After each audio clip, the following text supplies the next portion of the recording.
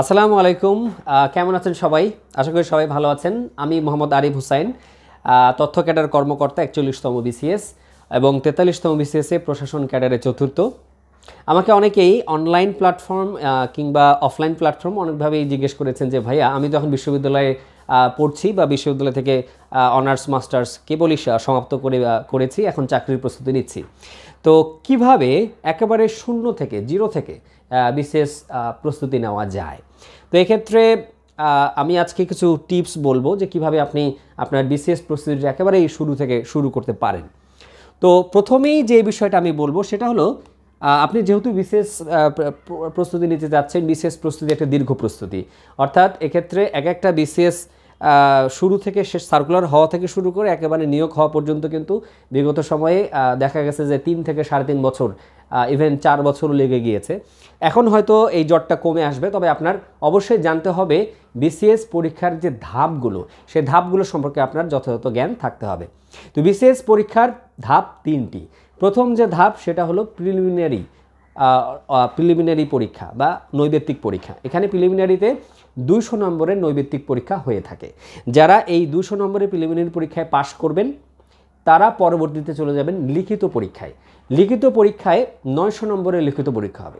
900 নম্বরের লিখিত পরীক্ষায় আপনি যদি 450 বা তার বেশি পেয়ে থাকেন তাহলে আপনি ভাইবার জন্য যোগ্য বিবেচিত হবেন। তারপর আপনাকে 200 নম্বরের জন্য ভাইবায় উপস্থিত হতে হবে।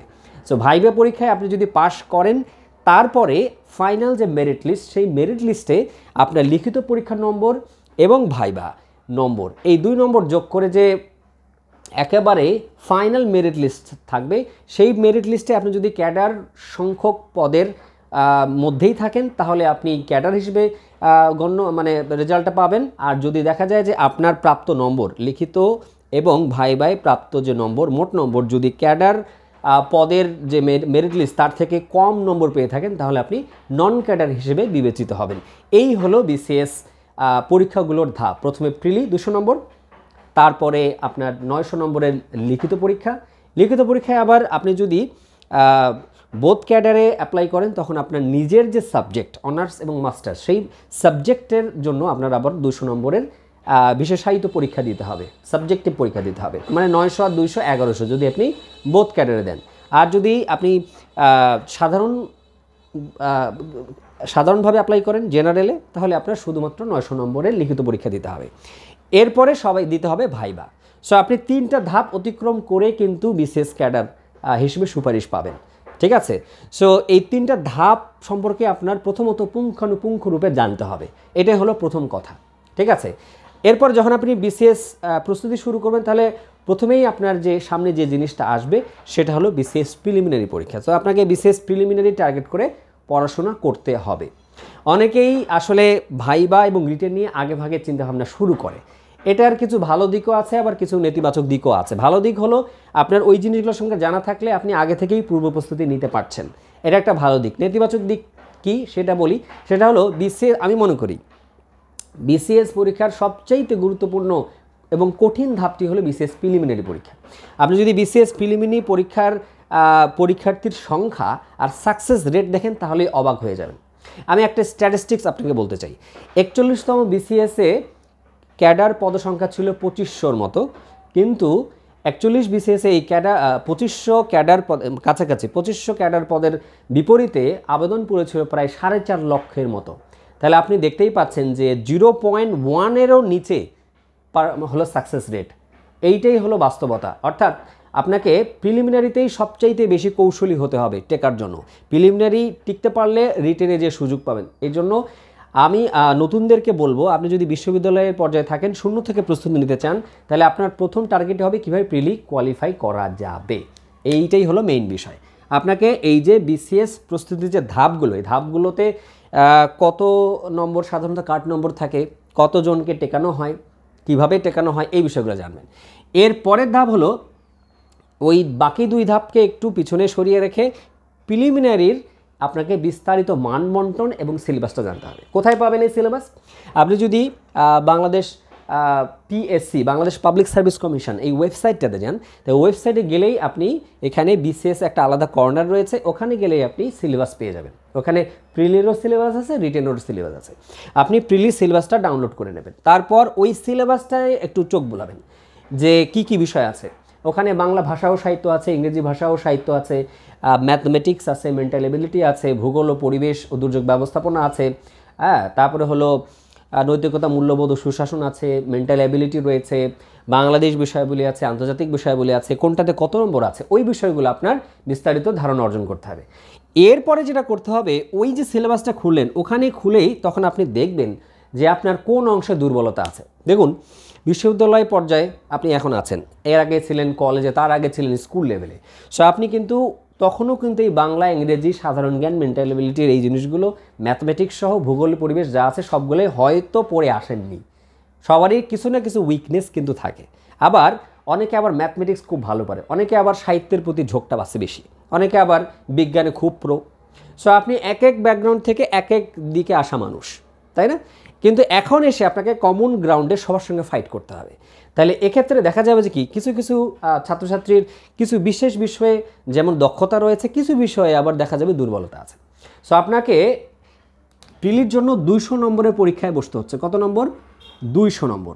এখন দেখুন, বিগত বছরে যতগুলো প্রিলিমিনারি হয়েছে, এই প্রিলিমিনারিগুলোতে দেখা গেছে যে 125+ নম্বর থাকলেই ধরে নেওয়া যায় যে আপনি লিখিত পরীক্ষায় বসতে পারবেন। কাটমার্ক 125-এর নিচেই থাকে সাধারণত, তার মানে 125+ পেলেই আপনি কোয়ালিফাই করবেন। দেখুন, আপনি প্রথমে যখন বিসিএস প্রিলি সম্পর্কে জানবেন, আপনার কাছে মনে হতে পারে 200 নম্বরের এমসিকিউ, অনায়াসে একটু পড়াশোনা করলে 150 পাওয়া যাবে। বাস্তবতা কিন্তু সেটা নয়, কারণ বিসিএস প্রিলিমিনারির এই 200 নম্বরের ভিতরে সমস্ত সাবজেক্টগুলো আছে। 200-র ভিতরে আপনার 125 পাওয়া আদৌ কিন্তু এত সহজ জিনিস নয় যতটা প্রথম দিকে মনে হয়। এই কারণেই আপনাকে কি করতে হবে, প্রথমেই একটা ছক কষতে হবে। আপনার কি করতে হবে? প্ল্যান করতে হবে। মনে করেন আপনি এখন পড়েন সেকেন্ড ইয়ারে, তার মানে প্রথম যে প্রিলিটা আপনি পাবেন সেই প্রিলিটাতে যেতে গেলে আপনাকে আরও 2 থেকে 3 বছর ওয়েট করতে হবে। সো 2 থেকে 3 বছরের মধ্যে আপনি একটা সময় বা ছক করে ফেলেন যে 2 মাস পড়ব বাংলা সাহিত্য, 3 মাস পড়ব ইংরেজি সাহিত্য, এইভাবে একটা এক্সাম্পল বলতেছি। ম্যাথ পড়ব 2 মাস, মেন্টাল এবিলিটি পড়ব 1 মাস, বা এটা ঠিক আছে। সো আপনাকে প্রথমেই কি করতে হবে সেটা হলো আপনার হাতে কতটুকু সময় অবশিষ্ট রয়েছে, এই সময়টা কোন সাবজেক্টে দেবেন আর কোন সাবজেক্টে দেবেন না। দেখুন, আপনি যে বিষয়ে দক্ষ বা যে বিষয়ে আপনি বেশি পড়াশোনা করে এসেছেন, আপনি সায়েন্স ব্যাকগ্রাউন্ডের স্টুডেন্ট, আপনার কিন্তু ম্যাথমেটিক্স বা বিজ্ঞানে সময় দিতে হবে কম। আবার আপনি যদি আর্টস ব্যাকগ্রাউন্ডের হয়ে থাকেন তখন আবার এই দিকে সময় দিতে হবে বেশি। আপনার যদি সায়েন্স ব্যাকগ্রাউন্ড হন তাহলে আপনার বাংলাদেশ বিষয়াবলী, আন্তর্জাতিক বিষয়াবলীতে বেশি সময় দিতে হবে, কিন্তু আর্টসের আবার লাগবে না। সো আপনি নির্ধারণ করুন যে আপনার স্ট্রং পয়েন্টটাকে আরও স্ট্রং করতে গেলে কতটুকু সময় যথেষ্ট হবে, আর উইক যেগুলো সেগুলোতে আরও কীভাবে বেশি সময় দেওয়া যায়। যেমন আমি আমার কথাই বলি, আমি সায়েন্স ব্যাকগ্রাউন্ডের স্টুডেন্ট ছিলাম, তো সাধারণ জ্ঞানে আমি বরাবরই দুর্বল ছিলাম। কিন্তু যখন আমি দেখলাম আমাকে প্রায় 60 নম্বরের সাধারণ জ্ঞান নিয়েই বসতে হবে, 200-র ভিতরে 60, বুঝতে পারছেন, বিশাল। 200-র ভিতরে 60 যদি বাদ দেয় আমার থাকে 140 নম্বর। 140 নম্বরে কি 125+ পাওয়া সম্ভব না বিশেষ পরীক্ষা, তার মানে সাধারণ জ্ঞান পড়তেই হবে। তো যেহেতু ওই জিনিসটাই মেইন একটা বড় অংশ, বাংলাদেশ বিষয়াবলী এবং আন্তর্জাতিক বিষয়াবলী, তখন আমি করলাম কি, আমি যত রেফারেন্স বই আছে, যত বোর্ড বই আছে সাধারণ জ্ঞানের সব পড়ে ফেললাম ভার্সিটিতে। তাহলে আমি দেখেন ওইখানে যে সময়টা দিলাম শুরুতেই, তাহলে আমার কি একটা লাভ হলো না? অর্থাৎ আপনার যেগুলো স্ট্রং পয়েন্ট, সেই স্ট্রং পয়েন্টগুলোকে শার্প করতে আপনার সময় লাগে কম, কিন্তু উইক পয়েন্টগুলোকে আরও বেশি লেজার উইক পয়েন্ট করতে গেলে আপনাকে অনেক সময় দিতে হয়। এজন্য আমি মনে করি, সবাই বলে স্ট্রং পয়েন্ট বের করে ওটাকে ঝালাই করতে থাকুন। নো, আপনি যখন আপনার হাতে যখন অবারিত সময় 2-3 বছর আছে, তখন আপনি স্ট্রং পয়েন্টে নাড়াচাড়া করার দরকার কি? আপনি আপনার উইক পয়েন্টটাকে একেবারে তিলে তিলে এমনভাবে গড়ে তোলেন, আপনার স্ট্রং পয়েন্টই একসময় আপনার কাছে উইক পয়েন্ট হয়ে যাবে, আর যেটা উইক ছিল ওইটাই স্ট্রং হয়ে যাবে। এক্স্যাক্টলি তাই হয়েছে। আমার দেখা গেছে কি, আমি সাধারণ জ্ঞান পারতাম কম, বিসিএস প্রিলিতে যে আমি সাধারণ জ্ঞান মোটামুটি অ্যারাউন্ড 70-80% পেরে গেছি, কারণ আমি তো অবসর সময় বসে বসে সেগুলোই পড়েছি। আর ম্যাথমেটিক্স ওগুলো পরীক্ষার আগে 2-3 মাস একটু করেছি, হয়ে গেছে। সো আপনার একটা পারফেক্ট প্ল্যান থাকতে হবে শুরুতেই। আপনার সময়টা অপচয় করে যদি চলে যায়, প্ল্যান না করে যদি সময়টা কাটিয়ে ফেলেন ভার্সিটির, তাহলে কিন্তু আপনার কপালে শনি আছে, দুর্ভোগ আছে, এটা হলো ফ্যাক্ট। এরপরে যে বিষয়টা আসবে সেটা হলো রুটিন করে পড়াশোনা করা। দেখুন, আপনি যদি নিজেকে একটু ছেড়ে দেন, খামখেয়ালি মতো করে বলেন যে হ্যাঁ আজকে অনেকগুলো পড়া হয়েছে, যাক আর পড়তে হবে না, নো। আপনাকে সব সাবজেক্টকে সমান গুরুত্ব দেওয়া যেমন অনুচিত, তেমনিভাবে কিছু কিছু সাবজেক্টকে রেগুলার একটু সময় দিতে হবে। যেমন আমি বলি ইংরেজিকে আপনি বসিয়ে রাখলে আপনি ইংরেজিতে দক্ষ হতে পারবেন না, কিংবা ম্যাথমেটিক্সে আপনি যদি রেগুলার অঙ্ক না করেন তাহলে কিন্তু আপনি অঙ্কে দক্ষ হতে পারবেন না। সো দেখুন কিছু কিছু বিষয় আছে যেগুলো রেগুলারলি করা উচিত। যেমন আপনার নিয়মিত পত্রিকা পড়তে হবে, এটা একটা কাজ। তারপর নিয়মিত একটু ম্যাথমেটিক্স চর্চা করতে হবে, তারপর ইংরেজির ভোকাবুলারি রেগুলার স্টোরেজটা বাড়াতে হবে। সো এই যে 3টা কাজ করলাম, এই 3টা কাজ আপনার নিয়মিত ডেইলি রুটিনে নিয়ে ফেলেন। আর বাকি যে সাবজেক্টগুলো আছে এই সাবজেক্টগুলো আপনি চাইলে একটা একটা করেও পড়তে পারেন সময় বিবেচনায়। যদি ভার্সিটি লেভেলে থাকেন, যেহেতু আপনি 0 থেকে শুরু করছেন, সেহেতু আপনি সবগুলো সাবজেক্ট একবারে না পড়ে কী করতে পারেন, শুধু একটা দিয়ে শুরু করতে পারেন। যেমন আপনার যদি বাংলা সাহিত্য পড়তে ভালো লাগে, বাংলা সাহিত্য বিষয়ক একটা বই নিয়ে পড়া শুরু করলেন, ওইটা পড়া শেষ হলে পরেরটাতে গেলেন, ইংরেজি সাহিত্য নিয়ে পড়াশোনা করলেন, এইভাবে করে। অর্থাৎ সিরিয়ালি যান, সমস্যা নেই। যে কোনো একটা সাবজেক্টে আপনাকে গভীরে যেতে হবে, এটা মাথায় রাখুন। আপনি সব সাবজেক্টেই যদি পড়েন তাহলে কি হবে, শুরুর দিকে আপনি ঘাবড়ে যাবেন। আবার আপনার একাডেমিক দিকটাও তো ঠিক রাখতে হবে, এটাও একটা গুরুত্বপূর্ণ বিষয়। তো আপনি একাডেমিক দিকটাতে সময় দিন, পাশাপাশি একটা করে সাবজেক্ট ধরুন আর শেষ করুন। সময়টা আগেই করে নিয়েছেন যে এই সাবজেক্টে 2 মাস পড়বো, তাহলে বাংলা সাহিত্যে 2 মাস দিলেন, পরে ওইটা যখন শেষ হয়ে গেল ওইটাকে আবার স্টপ করে রেখে দিলেন, পরেরটাতে চলে গেলেন, এইটা। আর আরেকটা বিষয়, যখন 0 থেকেই শুরু করছেন তখন কিন্তু মেইন বইটা পড়ার পাশাপাশি, মানে গাইড বইটা পড়ার পাশাপাশি আপনি সাথে সাথে একটা নোট খাতা কিন্তু মেনটেন করবেন। তাহলে কী হবে, আপনার সময়টা যাচ্ছে আর একটা নোট খাতা, রিচ নোট খাতা তৈরি হচ্ছে। তাহলে পরবর্তীতে যখন আপনি রিভিশনে যাবেন তখন আর বইটা পড়তে হবে না, নোট খাতাটা একবার করে রিভিশন দিলেই পুরোটাই শেষ। এজন্য সিরিয়ালি যাওয়াটা ভালো হবে যদি আপনার হাতে অনেক বেশি সময় থাকে। আবার আমি আরেকটা ভিডিও বানাবো যেখানে আমি আপনাদেরকে একটু বুঝিয়ে দেব যে মাত্র 6 দিনে কীভাবে নোট রিভিশন করতে হয়, এটা আমি আরেকটা ভিডিও বানাবো। এবং আরও একটা ভিডিওতে আমি দেখাবো যে মাত্র 6 মাসে কিভাবে কার্যকর বিশেষ প্রিলি প্রস্তুতি নেওয়া যায়। আপনারা ওই ভিডিওগুলোও দেখে নেবেন। এরপরে আপনি যখন রুটিন করে ফেলেছেন, এরপরে আপনার কাজ হবে টপিক সিলেকশন। দেখুন আপনি যে বইটা নিয়েছেন সেই বইটা সবটাই যদি পড়তে যান তাহলে দেখা যাবে যে আপনার সবটাই পড়েছেন ঠিকই, কিন্তু মাথায় সবই থাকছে না। এই জন্য আপনাকে যেটা করতে হবে, সিলেবাসটা খুলতে হবে। তারপর বিগত বছরের যে বিশেষ প্রিলির যে প্রশ্নগুলো, সেই প্রশ্নগুলো উল্টিয়ে দেখতে হবে যে কোন কোন টপিকগুলো থেকে রিসেন্টলি বেশি প্রশ্ন আসছে। সেই টপিকগুলো যদি আপনি আইডেন্টিফাই করে ফেলেন, দেখবেন আপনার পড়া অর্ধেক কমে গেছে। যেই টপিকগুলোতে বেশি বেশি প্রশ্ন আসছে ওই টপিকগুলো বইয়ের মধ্যে দাগায় নেবেন, যেই বইটা কিনে নিয়ে আসছেন। সব সাবজেক্টের ক্ষেত্রে একই নিয়ম। যেমন বাংলা, তো বাংলার ক্ষেত্রে দেখবেন যে কোন কোন সাহিত্যিকদের লেখাগুলো বেশি আসে, এগুলো মার্ক করে নিলেন। আবার ব্যাকরণের কোন কোন টপিকগুলো থেকে বরাবর প্রশ্ন আসতেছে ওই টপিকগুলো সিলেক্ট করে ফেললেন। এরপরে কি করলেন, ওই টপিকগুলোর ভিতরে যে আপনি পড়া শুরু করলেন।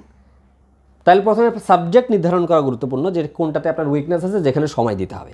এরপর ওর ভিতরে কোন কোন টপিকগুলো পরীক্ষায় আসে, এরপরে যেটা দেখতে হবে কোন কোন টপিকগুলো দিলে আপনি পারবেন না, সেগুলো তখন আপনি বেশি বেশি করে পড়বেন। দেখুন আপনার সময় অপচয় করা যাবে না। যখন এভাবে করে পড়া শেষ হয়ে গেছে, পুরো সিলেবাসটাই একবার কভার করে ফেলছেন, তখন আপনি ধীরে ধীরে যেই টপিকগুলো একটু কম গুরুত্বপূর্ণ সেগুলোর দিকে যাবেন, তার আগে নয়। এটা হলো গুরুত্বপূর্ণ বিষয়। আর আরেকটা বিষয় আছে, সেটা হলো অনেকেই কি করে, 0 থেকে শুরু করার সময় কি করে, একই সাবজেক্টের একই সাথে বাজারে সব বই নিয়ে এসে পড়া শুরু করে। নো, এটা একটা ভুল সিদ্ধান্ত। আপনি যারা অলরেডি ক্যাডার হয়েছেন বা সফল হয়েছেন তাদের দেওয়া বুক লিস্ট থেকে, যেমন বাংলা বিষয়ে আপনি বুক লিস্ট মিলাই দেখলেন যে কয়েকজনের বুক লিস্ট মিলে হয়েছে আপনার হাতে 3 থেকে 4টা বই হয়ে গেছে, আপনি 3 থেকে 4টা বইই কিনে নিয়ে আসবেন। ঠিক আছে, 3 থেকে 4টা বই কিনে নিয়ে আসবেন, এটাই আমার সাজেশন হবে। বারবার বই কিনে নতুন করে পড়া যাবে না। তো 4টা বই কিনে নিয়ে এসে 4টা বই আপনার সামনে রাখেন। এর মধ্যে যেটা সবচেয়ে রিচ বই, সবাই যেটাতে রিকমেন্ড করেছে, সেই বইটা আপনি রেগুলার পড়বেন, ওটা ফিক্সড করে ফেলুন। বাকি যে 3টা বই থাকলো ওই সেম টপিকে বাকি 3 বইয়ে এই যে সবচেয়ে রিচ বইটা যেটা আপনি পড়ছেন ওটার বেশি যে ইনফরমেশনগুলো আছে সেগুলো আপনি কি করেন, আপনার যে মেইন বইটা সেখানে স্টিকি নোট দিয়ে নোট করে ফেলেন, কিংবা আপনি যেখানে নোট খাতা করছেন সেখানে লিখে নেন। তাহলে কি হবে, একবার পড়ার সময় কিন্তু আপনার ওই বাকি 3টা বইও পড়া হয়ে যাচ্ছে। তাহলে আপনাকে বারবার বই কিনে বারবার দেখতে হবে না, অর্থাৎ বারবার এক টপিক থেকে আরেক টপিকে আপনাকে ঘুরে বেড়াতে হবে না। যেমন আপনি বাগধারা পড়ছেন, 4টা বই বের করে বাগধারা খুলে ফেলেন, এখানে দেখেন যে আপনার রিচ বইটার পাশাপাশি এই বই কোন বই, এই বইগুলোতে আর কি কি আছে যেটা এই বইটাতে নাই, কারেকশন করে নেন, নিয়ে নেন। তাহলে কি হবে, এভাবে করে আপনার সবগুলো সাবজেক্ট 200 নম্বরের প্রস্তুতি নেবেন। এটা কিন্তু আমি বলে রাখি, আপনার হাতে যখন সময় থাকবে আপনি চেষ্টা করবেন 200-200 প্রস্তুতি নিতে। এর ফলে দেখা যাবে আপনি তাহলে 160 বা 170 কমন পড়ে যাবে। তখন দেখাবেন কিছু কনফিউশন আসবে, তখন তারপরে দেখা যাবে যে 130 বা 140 থাকে। সো আপনি সময়টা ভাগ করে নিয়ে এরকম সাবজেক্টগুলো ভাগ করে নিয়ে একটা একটা করে শুরু করেন, আর একই সাবজেক্টের মাল্টিপল বই আপনি সংগ্রহে রাখবেন। এটা হলো আমার রিকমেন্ডেশন, ঠিক আছে? ওই বইগুলো একসাথে করে নিয়ে টপিক ধরে ধরে একবারই পড়ে ফেলবেন। আর নোট খাতা তো রিচ হচ্ছে, পরবর্তীতে যখন রিভিশন স্টেজে আসবেন, পরীক্ষা কাছাকাছি চলে আসবে, তখন খালি ওই রিভিশন খাতাটা রিভাইজ করুন, ব্যাস।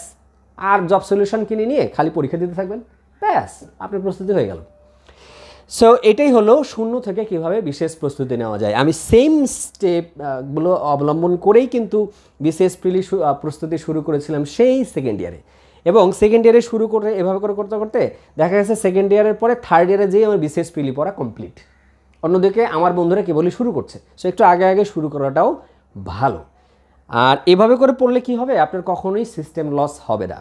অর্থাৎ আপনি যেহেতু আপনার ব্রেনকে ঠান্ডা রেখে স্টেপ বাই স্টেপ একটা একটা করে পড়ছেন, এই জন্য আপনার মনেও থাকবে সব থেকে বেশি। সো আপনারা এভাবে করেই বিশেষ প্রস্তুতি শুরু করতে পারেন। আর একটা বিষয় মনে রাখি, শুরু করা সহজ কিন্তু শেষ করা অত বেশি সহজ নয়। এই জন্য আপনার একটু ধৈর্য নিয়েও পড়তে হবে। অনেকেই শুরু করে ঠিকই, কিন্তু মাঝপথে যে খেই হারিয়ে ফেলেন না। বিসিএসের ক্ষেত্রে সবচেয়ে গুরুত্বপূর্ণ হলো আপনার ধৈর্য। আপনি যত বেশি ধৈর্যশীল হবেন, যত বেশি মানে নিজেকে মোটিভেটেড করে ধরে রাখতে পারবেন পড়ার টেবিলে, তত বেশি ভালো করবেন। সো এই কারণেই আপনার অধৈর্য হওয়া যাবে না, ধীরে ধীরে ধীরে ধীরে ধীরে জ্ঞানের গভীরতা বাড়াতেই হবে। আপনার টেবিলে বইও বাড়তে থাকবে, আপনার মাথায়ও জ্ঞান বাড়তে থাকবে, আর তার সাথে সাথে বাড়বে আপনার ধৈর্য। আগে আপনি একটু উচ্ছৃঙ্খল ছিলেন, হয়তো আপনি একটু রাগত স্বরে কথা বলতেন, কিন্তু দেখবেন আপনি যত বেশি জ্ঞান অর্জন করতে থাকবেন, তত বেশি আপনার কাছে মনে হবে আরে আমি তো এগুলো কিছুই জানতাম না, তাহলে আপনি কিসের এত গর্ব করি। তাহলে দেখা যাবে যে আপনি ধীরে ধীরে নম্র ভদ্র হতে থাকবেন, যেটা কিনা আপনার ভাইবা বোর্ডে কাজে লাগবে। সো এইভাবে করেই শিখতে থাকুন, পড়তে থাকুন। আর আপনাদের কোনো প্রশ্ন থাকলে আমাকে অবশ্যই জানাবেন। অন্য কোনো এপিসোডে আপনাদের সঙ্গে দেখা হচ্ছে। আপনাদের সবার জন্য শুভকামনা, পড়তে থাকুন, ভালো থাকবেন সবাই। আসসালামু আলাইকুম।